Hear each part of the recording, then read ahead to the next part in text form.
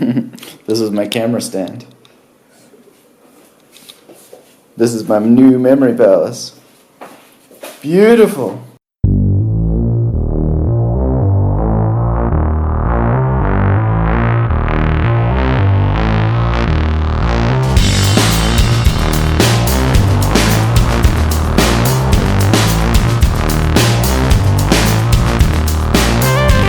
Stop shaking your head! Stop shaking your head!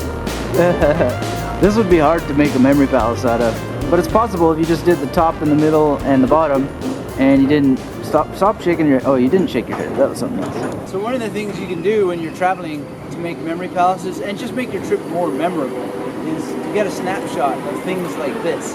And if you look this way, we're gonna enter the garden here, the Volksgarten in Vienna, and not necessarily going to do a whole bunch of effort to, you know, make a memory palace out of it in this particular case because it is quite vast.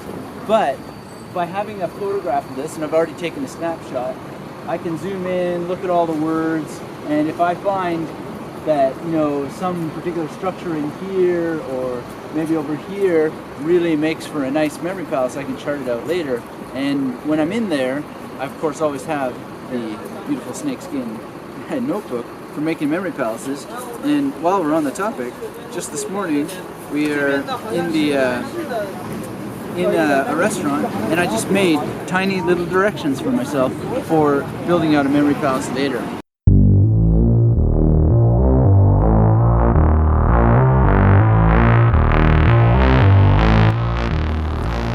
So if you notice here, this building here, this structure, it's got three parts. Let's call it the right part, the center part, and the left part. And if we zoom in, we've got 4 columns here, we've got 4 columns here, and we have 4 columns there.